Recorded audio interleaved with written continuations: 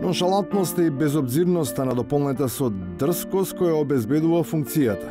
Креираат политички гарнитури за кои скрупулите, кои се темел на одговорноста, се само беззначајна низа зборови употребени како форма за побезболно совладување на моменталната непогода. Дали ова значи дека Феро Инвест и останатите фирми во ваша собственост нема да учествуваат на државни тендери? Значи, Феро Инвест и останатите компании нема да учествуваат на државни тендери. Секаде, каде што ќе имам можност да влијам на било каква постапка, таму моите компании нема да учествуваат, не само по закон можат да учествуваат, од морални причини нема да учествуваат.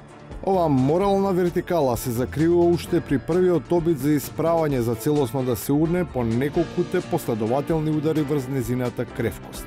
Пепелта од неа го прекрива целиот кабинет и креира представа која обезвреднува дури идејата дека треба да се има верба во институциите чии челници не можат да решат дали ќе ги представуваат нив или собствените приватни интереси.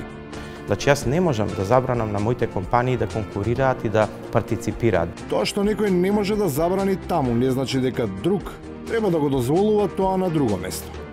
Наспроти децидираните тврдења дека без некој не се може и повеќе од очигледно е дека се може без секого, ако за тоа постои само минимум волја и елементарна желба за востановување политичка хигиена, која апострофирале дури и извиканите советници. Секако сугестијата е секој да си ја гледа работата, да биде чесен, да биде транспарентен и отчетен. Ако му се работи, добре дојде да работи. А ако не, фала, пријатно, ќе вика цацко, дај друго дете. И има кој да дојде министр, да биде директор, да биде заменик, да биде или слично. Но и тоа е само празнословие, и не може еднаш со толкава леснотија да се мантра филозофија на кредибилитет, совесност и на кадровска широчина, а друг пат цврсто да се аргументира сосема спротивно убедување, со кое се изразува отсуството на токму тие три постулати. Зошто да побараме оставки? Ако така ние бараме оставки, после ќе се мислиме од кај да најдеме луѓе да ги ангажираме во власт. Оттаму без да си има чувство за тоа што на јавноста се случува пред очите. Однесувањето наликува на она што го практикуваа моќници од кои таа се ежеше, а тие упорно и долготрено. Се додека беа таму каде што беа, го повторуваа тој толку препознатлив рефрен, карактеристичен за власта. Не може нам нико ништа, јачи се од судбине.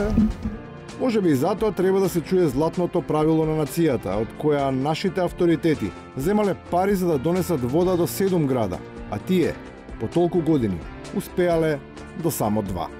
Тогај, ние сме ги на некој начин излажале јапонците, а во Јапонија морам да ви кажам дека тој што ќе излаже губи образ за секој. И на крајот, постои уште една шанса за корекција. Може уште еднаш кога пукнеме во сам? Ајде.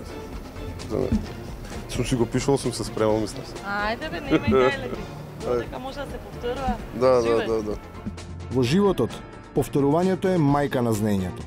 Во политиката, повторувањето на истата лекција е само уште еден доказ дека не се сака да се научи.